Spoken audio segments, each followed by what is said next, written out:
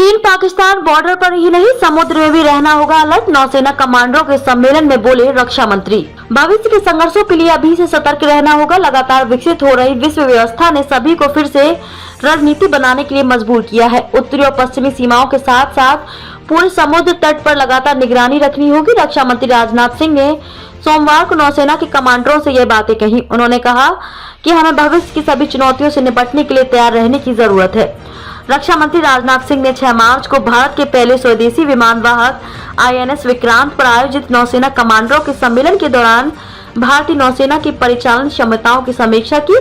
कमांडरों के अपने संबोधन में सिंह ने सामाजिक और आर्थिक प्रगति सुनिश्चित करने के लिए सुरक्षित सीमाओं को पहली आवश्यकता बताया।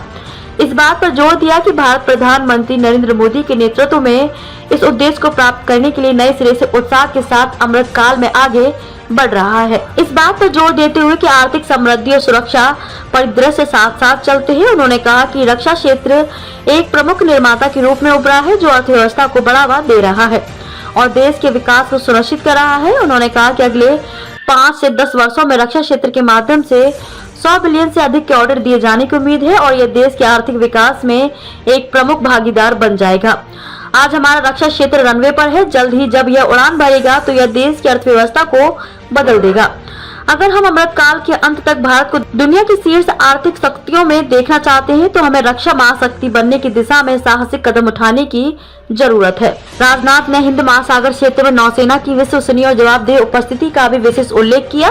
उन्होंने कहा कि नौसेना की मिशन आधारित तैनाती ने क्षेत्र मित्रवत विदेशी देशों की पसंदीदा सुरक्षा भागीदार के रूप में भारत की स्थिति को मजबूत किया है। उन्होंने भारत जैसे विशाल देश को पूरी तरह से आत्मनिर्भर होने और अपनी सुरक्षा के लिए दूसरों पर निर्भर नहीं रहने की आवश्यकता को दोहराया। उन्होंने रक्षा में आत्मनिर्भरता हासिल करने के लिए सरकार द्वारा उठाए गए कई कदमों को सूचीबद्ध किया, जिसमें 4 सकारात्मक स्वदेशीकरण सूचियों की अधिसूचना, FDI सीमा में वृद्धि और MSME सहित भारतीय विक्रेताओं के लिए अनुकूल वातावरण बनाना शामिल है। उन्होंने 2023 और 24 में घरेलू उद्योग के लिए रक्षा पूंजी खरीद बजट का रिकॉर्ड 75% निर्धारित करने की हालिया घोषणा को रक्षा निर्माण में आत्मनिर्भरता हासिल करने के लिए सरकार की दृढ़ प्रतिबद्धता का प्रमाण करार दिया।